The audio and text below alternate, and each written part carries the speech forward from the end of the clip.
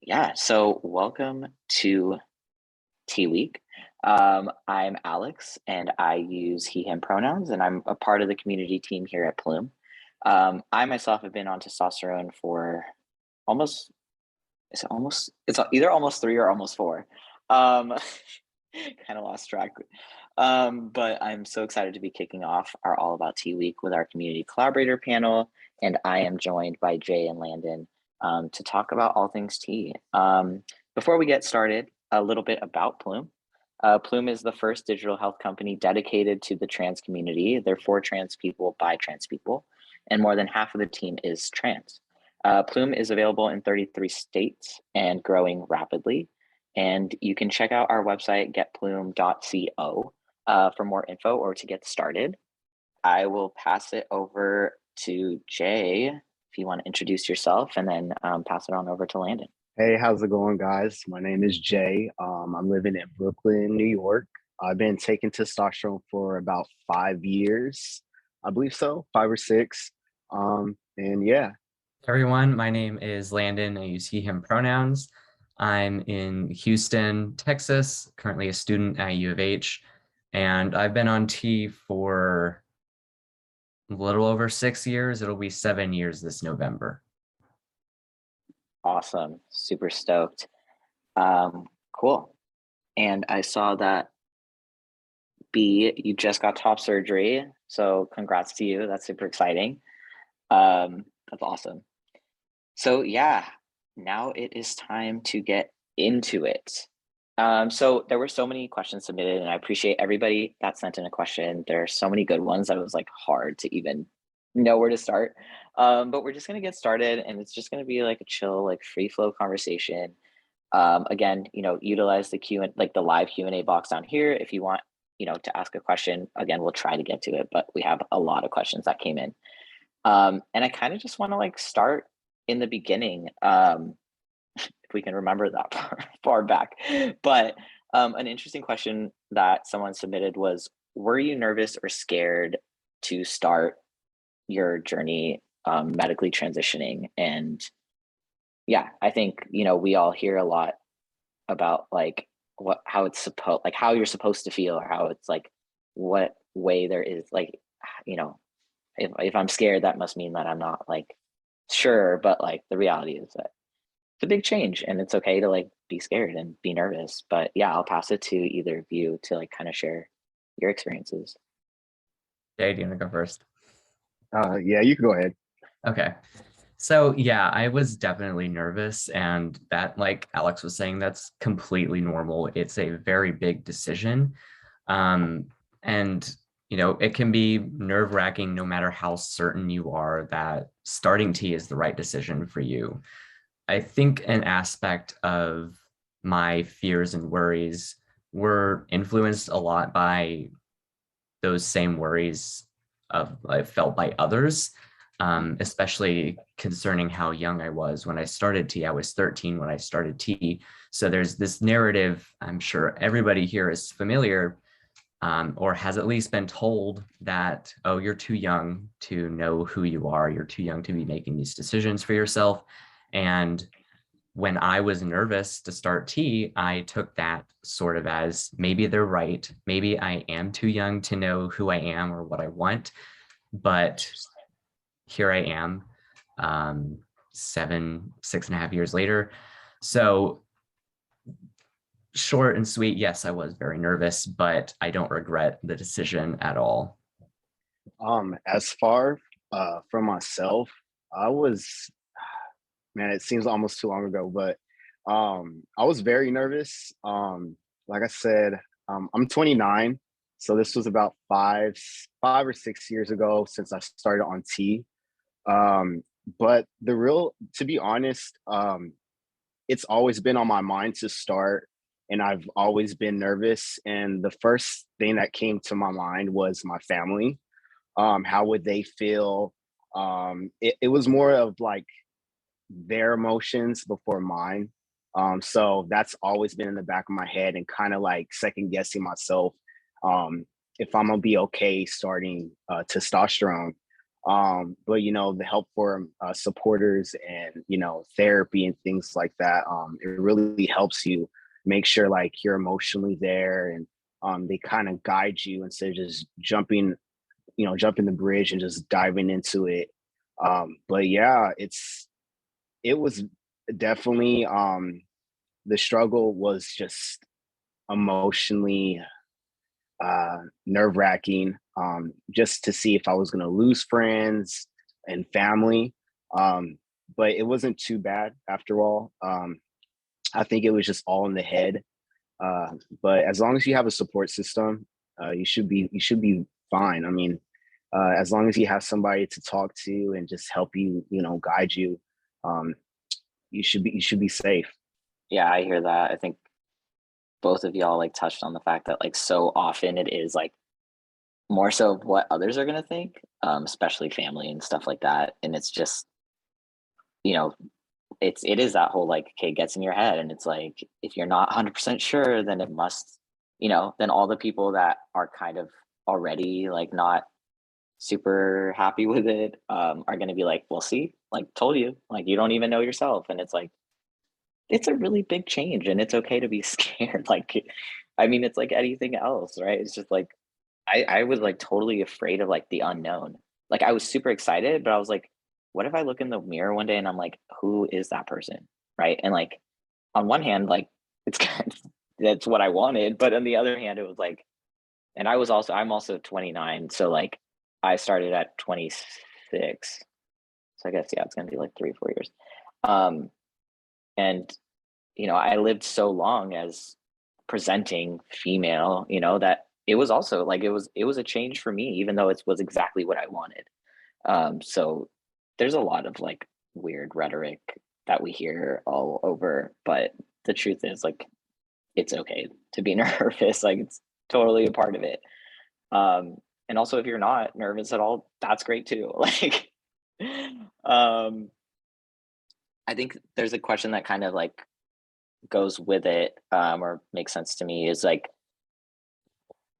when was the moment, or what was the moment where you were like, okay, yeah, like I do want to start T, like I want to medically transition, like this feels right. Um, I guess I'll go.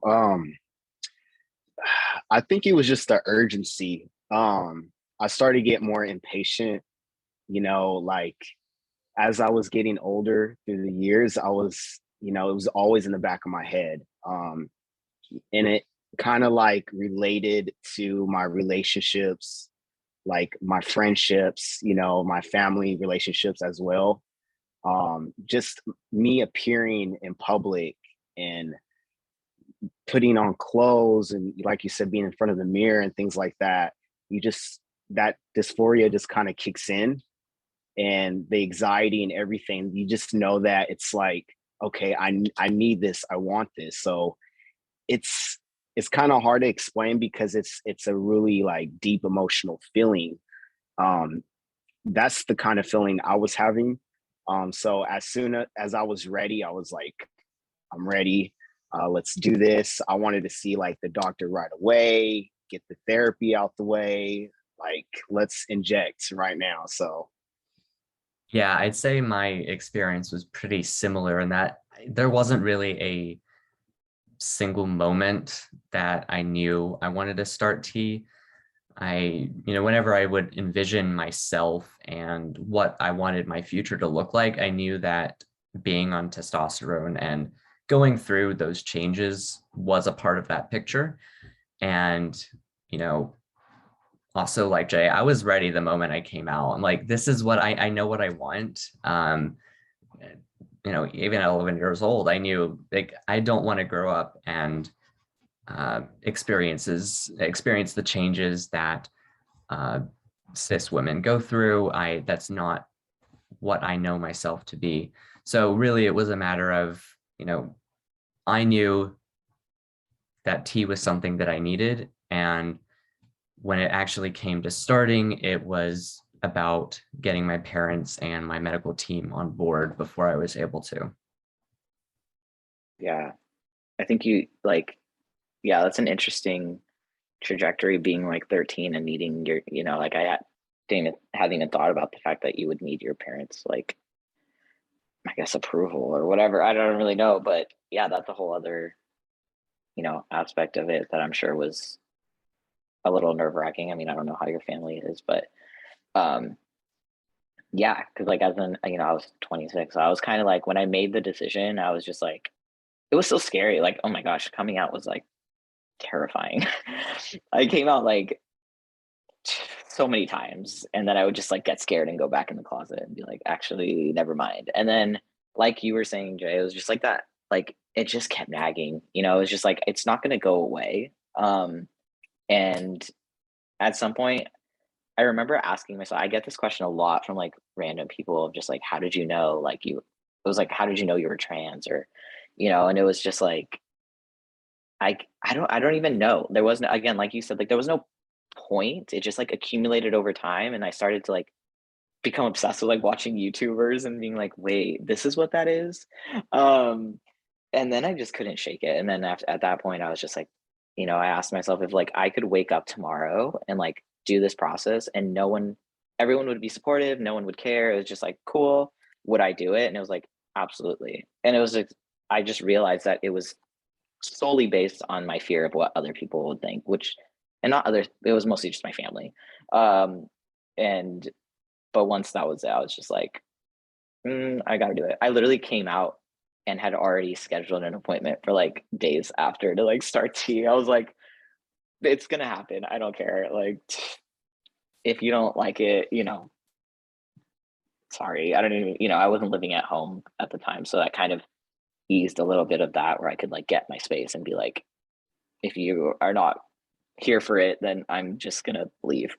But obviously not everybody is in that, space. But yeah, I guess moving on to an interesting question that I was talking to Jay about before we like got into this was like, what someone asked, like, what is one thing you wish you would have known before starting? And that's a hard question. I don't really know, so I'll pass it on to to one of you. Um, I know we talked about body hair. Um, let's see. Uh, this is really hard. Like, I think Yeah. just also too, like, you're in the between of your pre-T and then like, being a female and male. So like it's that double take from people. They're like, wait, Mm, is that a girl? Is that a mm, boy? Is that a girl?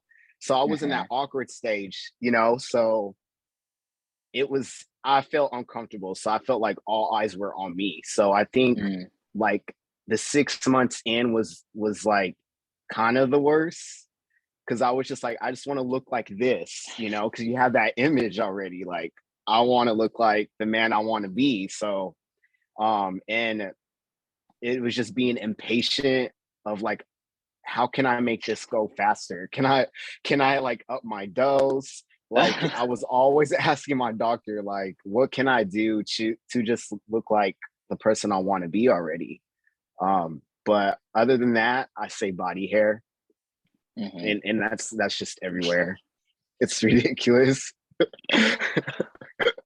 That is very true.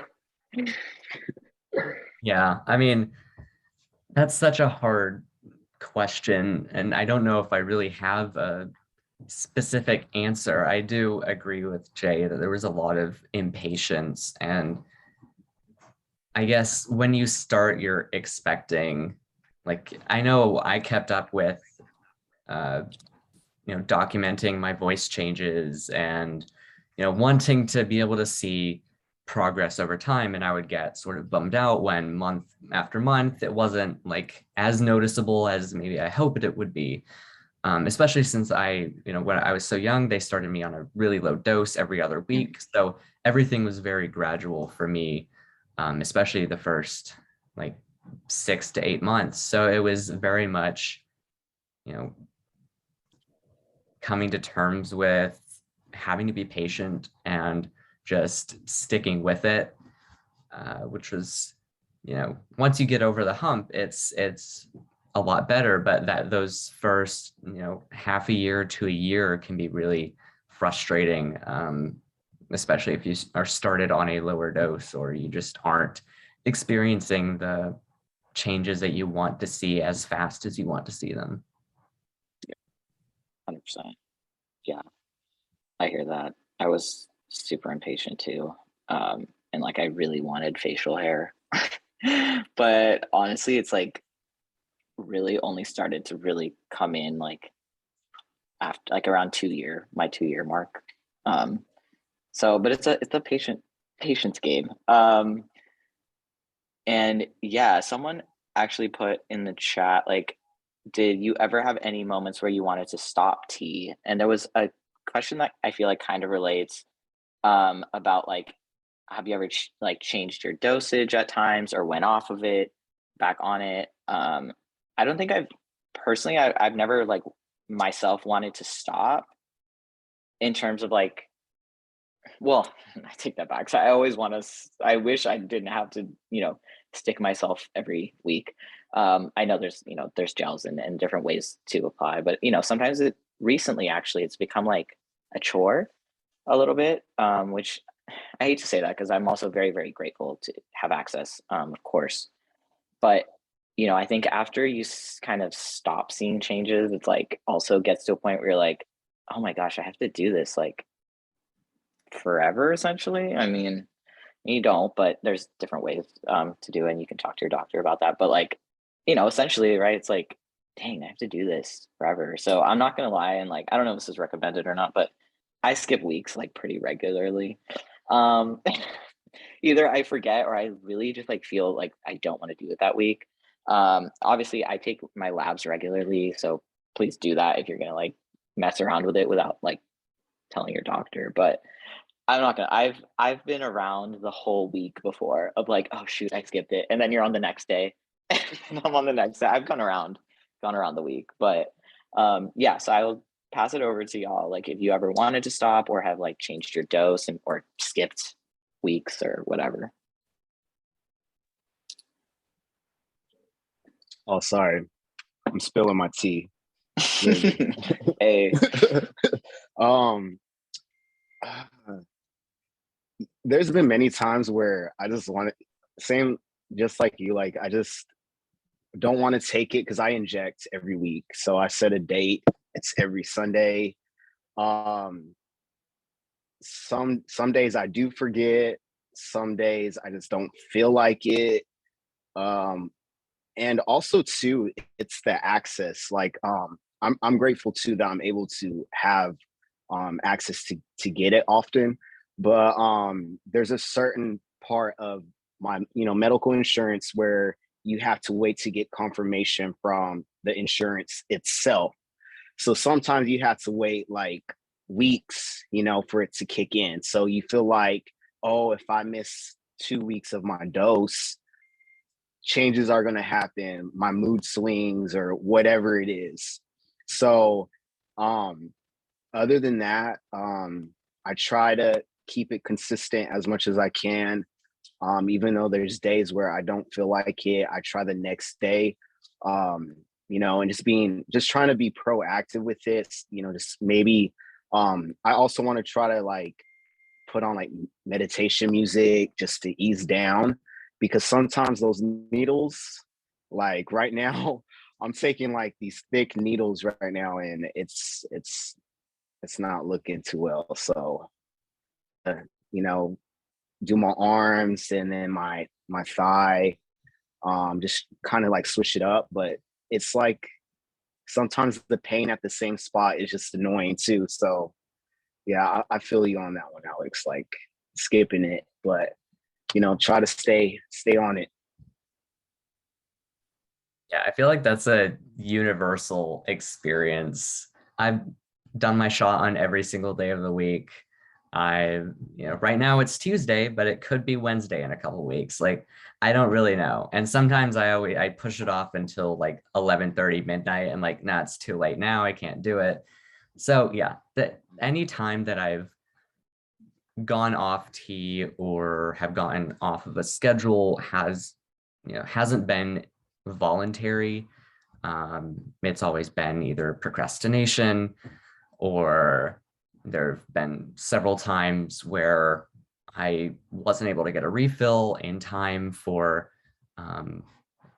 before my current vial was going to run out. I think the longest time I had to go without tea because of that reason was like a month. And I did, my period did come back. I don't have a hysterectomy. So, and this was like, I don't know, 5 years on tea, 4.5, 5 years. So that was a very stressful time.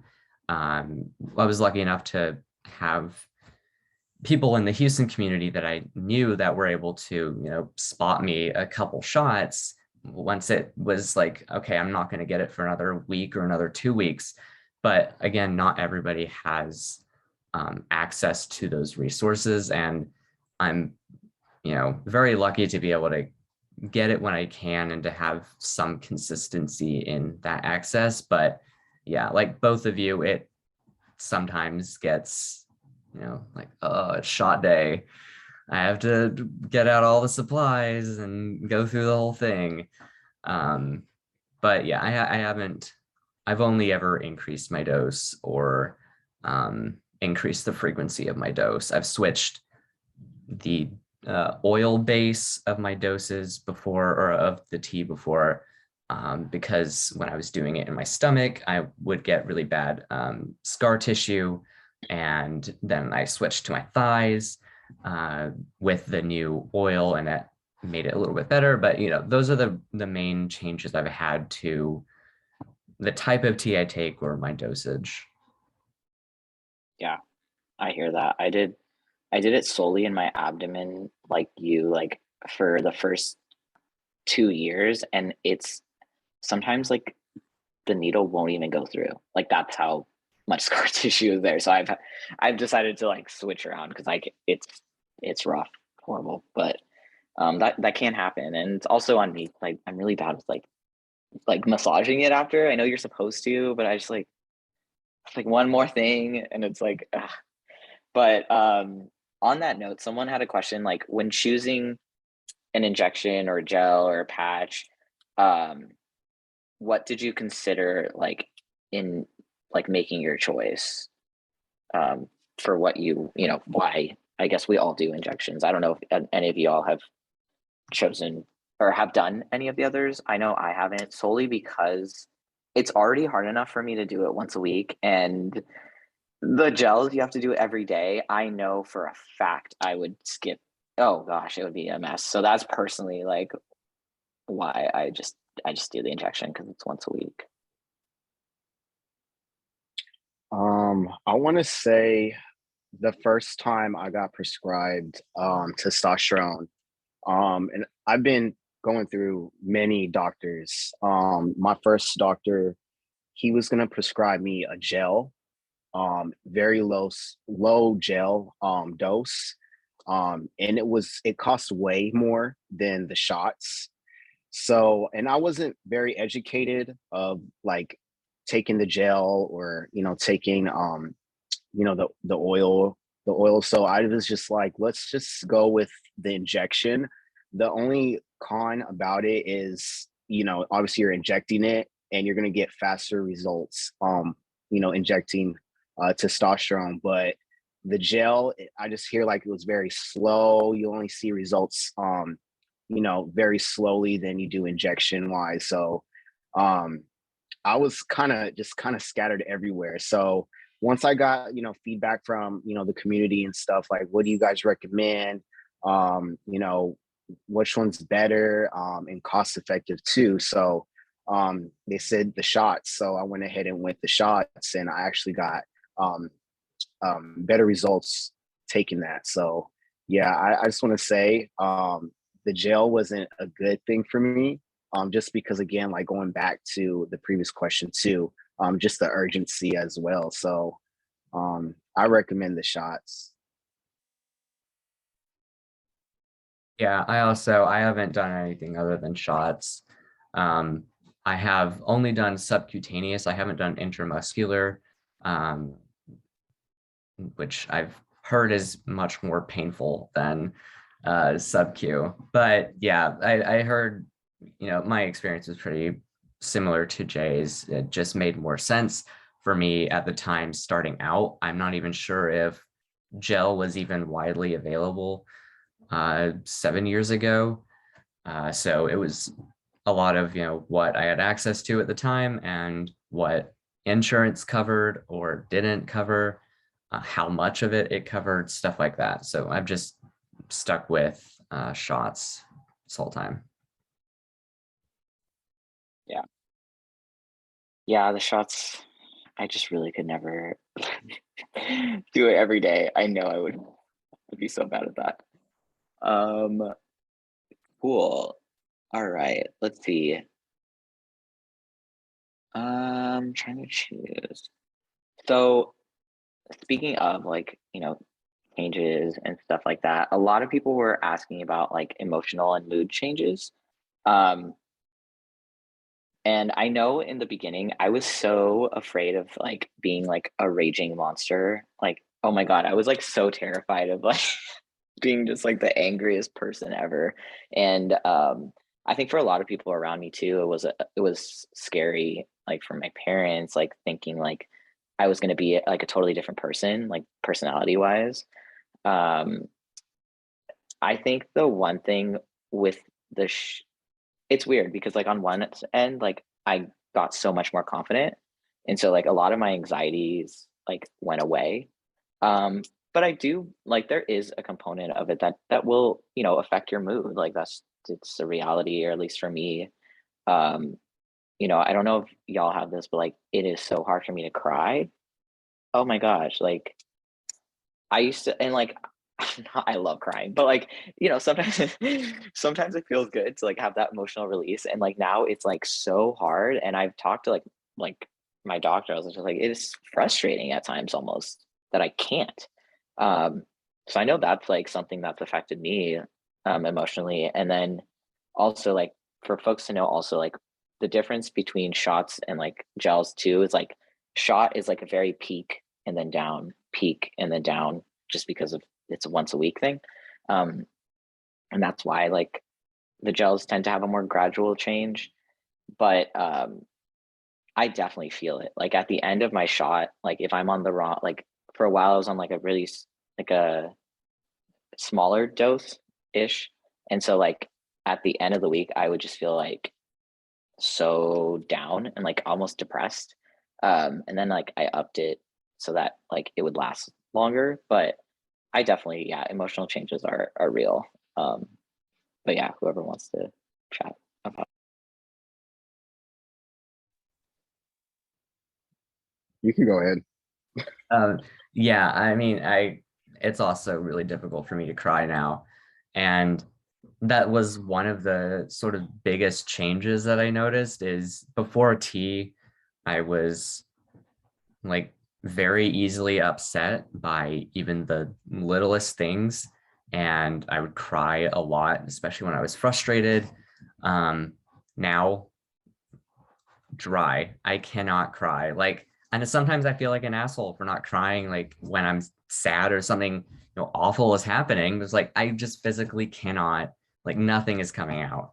Um, and like that's frustrating. It's not something that like is make or break about being on T, but it is, like you said, crying is a release. And sometimes I'm just like, I really want to cry right now, but I can't. I just have to sit here and mope and be sad. Um, but other than that one, I also did worry that I would become like really angry all the time or very volatile, because that's what everybody is told about going on T. Like you're gonna be more rageful and have more outbursts. That was not my experience at all. I feel like tea really just like mellowed me out. Um, it eliminated a lot of that anxiety around just general things that were probably attributed to dysphoria and just being uncomfortable all the time. But yeah, overall, the biggest emotional changes were just sort of finding a baseline of emotion and being able to, I don't want to say mask what I'm feeling, but a lot of what I do feel is not as outwardly expressed anymore.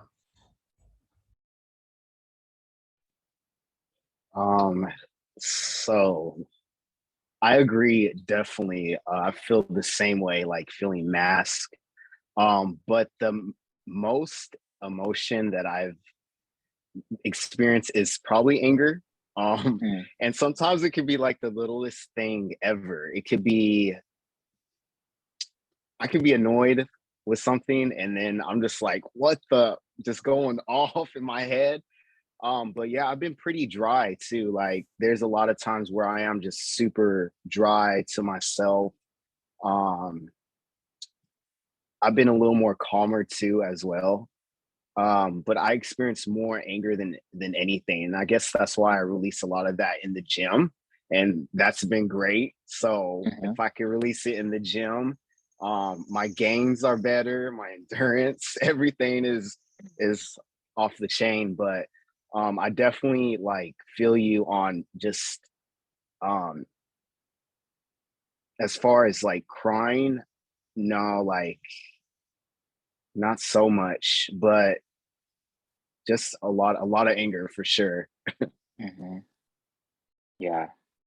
I also like, and I was having this conversation with someone about like how I think there is a component of like if we think about it or not, like the way that we present to the world, like at least for me, like what does being manly mean, or like how does society view me? And it's like, oh well, you know, like masked people are allowed to be like angry and like we can have outbursts and stuff. And I think like I always try to think about that too. Like when I am feeling like super angry, I'm like, I used to not like, I guess, feel as comfortable expressing anger. And maybe it's because it was like not, you're not supposed to be angry. You're supposed to be like sweet and like feminine and whatever that means. But, I also like always think like there's such an interesting portion of like transition that is like how we start to show up in the world as like masculine presenting people. I think one of the most interesting like changes was like socially in terms of like how I'm seen as like a threat to femme folks now. Um, just like, as a masked person, like, you can tell that like people are more uncomfortable, or like, and like I try to be super mindful of how I interact with people, and make sure that, it's like, and I get it. I get why. I get why. It's unfortunate, but I can understand. Um, but I thought that was like super interesting in like terms of like how I move about the world. It was one of the biggest eye-opening changes. Like I remember I had a new job and I was fully like I was passing and all that, but I was open about it. And so everybody, but in the beginning, whenever there was a new coworker and they were like femme presenting, um, I could sense that like they were kind of standoffish with me.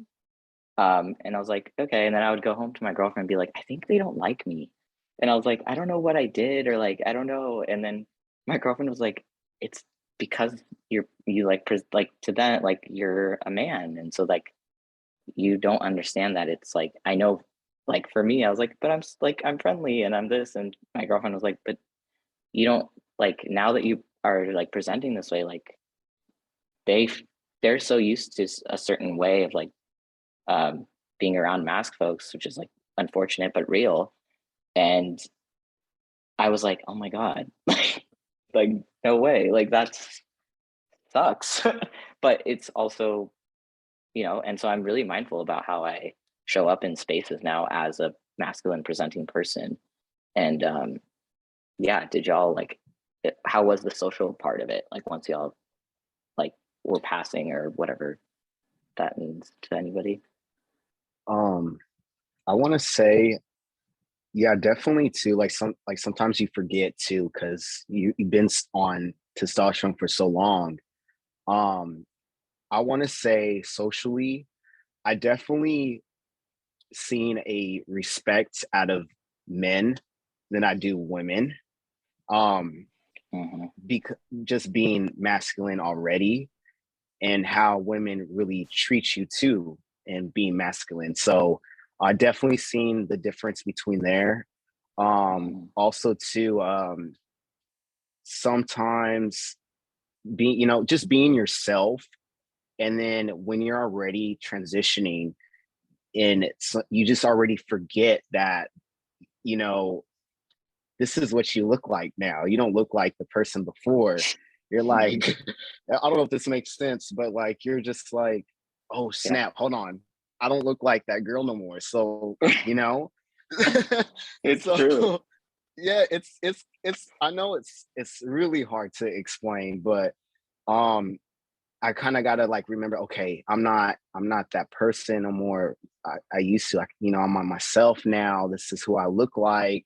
Um, so socially, I gained more like uh, direction talking to male friends than I do females now. Cis female. Mhm. Uh, just I just want to say the big one is just like I said, the respect from men Mhm. now. It kind of sucks in a way too, because I wasn't getting that before. You Mm. definitely notice a lot of difference, like the difference between those two and what had happened before. So I don't know if that makes sense to you guys. Yeah, absolutely.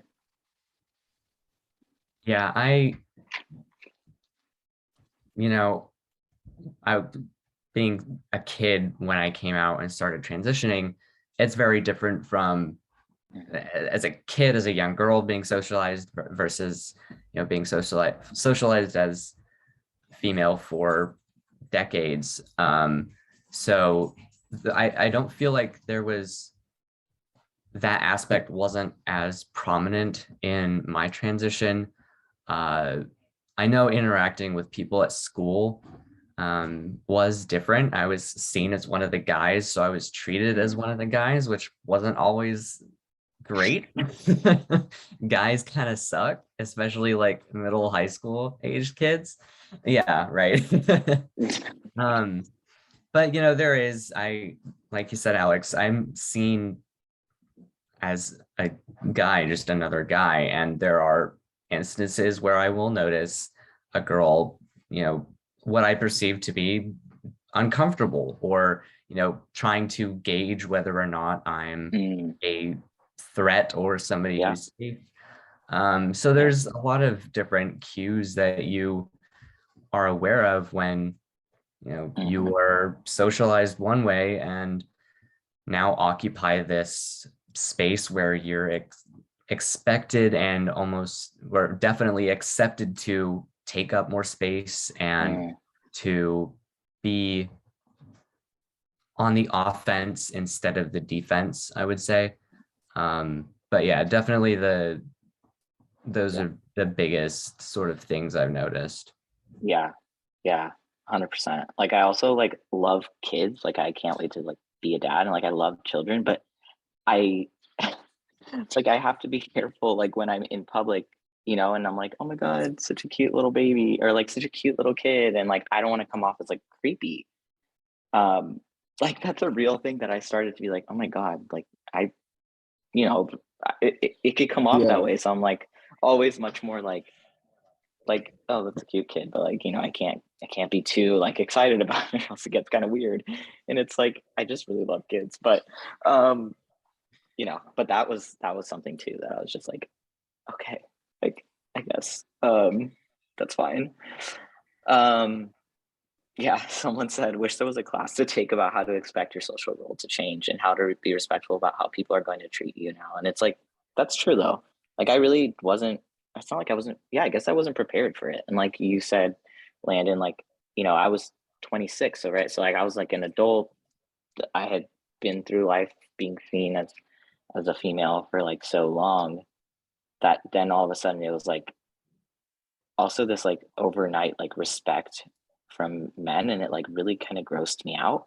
So I was like, "Oh, now I'm worthy of respect," right? Like, that's, like, ew, like, why how? Why do you move through the world like that? But, like and so but, and then you get so, like, into that role that, like, I do make it a point to, like, make space for people that are usually not given that space, right? So like when I'm in a room and there's like lots of like female presenting or femme folks, I make sure that I'm like, don't take up as much space, like, but that's like a real thing that I like have to be like, I don't need to take up the space right now. Like other people deserve to take it. Because I'm automatically given it every time I walk in a room, and I'm just like, it's just so weird. I don't know. It's very weird, but I think it's also like such an eye-opening experience, and I know now both sides of it in a way. So I'm like very much conscious about it all the time.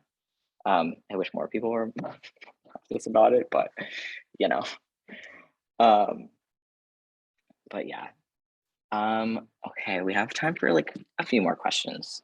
Um, let's see.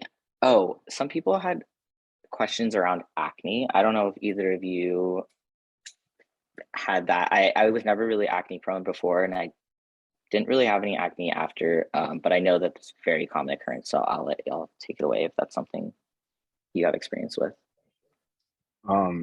Yes, I'm actually dealing with acne now. Um, since I started testosterone, I've never had the issue. And this just triggered like 2 months ago. Like it just happened out of nowhere. I just developed like cystic, what was it called? Cystic acne, or the like lumps almost. Yeah. Mostly in the beard area. And sometimes like on the back.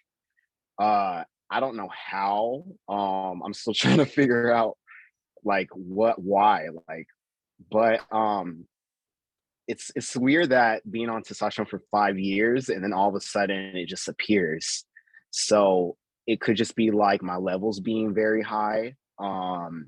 It could be my dosage. It could be they say working out and staying healthy and taking testosterone can do it too.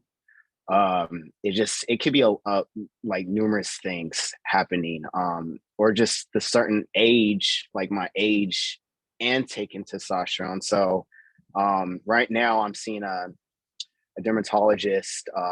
She's kind of helping me out. I'm taking like a pill and applying cream and stuff.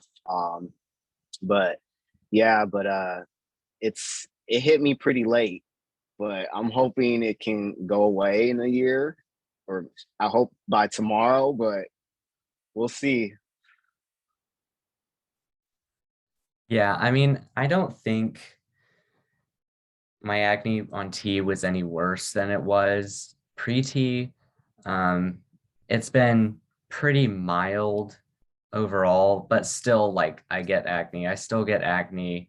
I don't know if that's more so attributed to stress or to T, because stress can cause acne, and I'm a college student. But yeah, I mean, for the longest time, I didn't put any effort into like keeping my skin clean and health and hydrated. And I know that there are so many different factors to why people get acne. It's not, you can't just wash your face every day and be in the clear. Like that's just not how skin works. But now I just do what I can to stick with, Cetaphil and moisturizer, and just, after I shower, make sure I put on lotion, which are like the bare minimum of skincare. But yeah, really, it was never, it's annoying, but I haven't had too many issues with it. It just comes and goes. Yeah, I will say like my skin did change. Like it's oilier for sure. Um, and if I do get acne, it's like always on my back, but that's also it's pretty normal.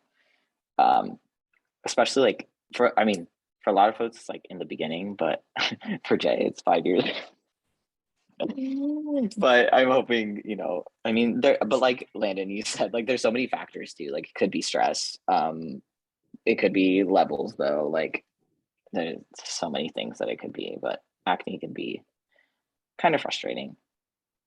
Um, and then just to like end it on like a nice note, like what about your transition has given you like the most gender euphoria? I can go. I mean, I don't know if there's really one thing. I mean, living in a body kind of sucks sometimes. Like even 6.5 years on T, there I still have my days. But I think really what gives or has given me the most gender euphoria is looking into the mirror and seeing somebody that I recognize as, myself, and that I know 11-year-old Landon would be ecstatic about. Finally seeing that person reflected. So I really think that's the biggest part, is just recognizing a part of myself that I never thought I would. I'm actually seeing more progress with way more progress than from starting on pre-T. My dysphoria, it kind of like comes and goes as well. I think it also deals with mental health. I want to say like my weight gain, like things how I would want to feel in clothes, or look a certain way, and things like that. But I think it's just all the mental health that, like, it kind of triggers back, like, oh, I don't want to be that girl no more. Like, I want to stay the person that I am now. So I think just trying to accept yourself, and just knowing self-love, like, is there, and this is the person you always wanted to become.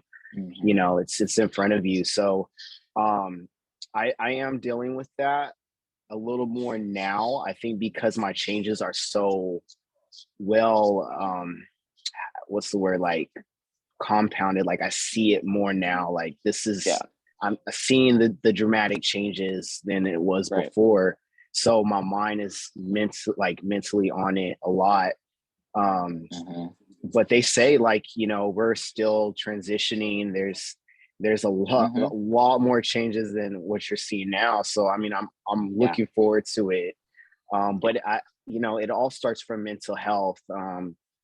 Just accepting yourself all the way, and and just be patient, and continue to just self-love. That's all it is.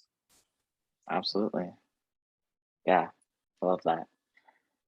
Yeah, awesome. Well, we're getting down to it. So just, outro stuff, like, if y'all are interested in like the more medical part of T, and want to be part of a webinar with a medical provider, we are having that on Thursday. So make sure to RSVP. We will drop that link in the chat right now.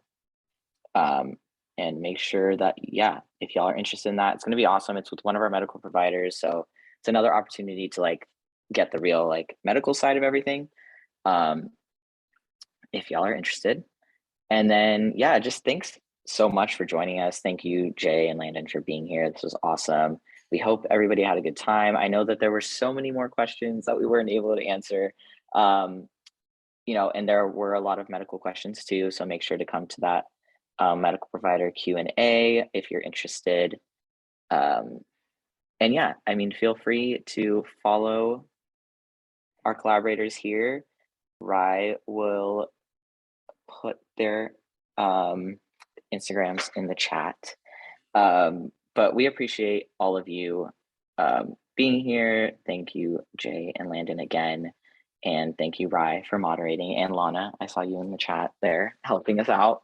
But I look forward to doing more of these, and we will see y'all soon.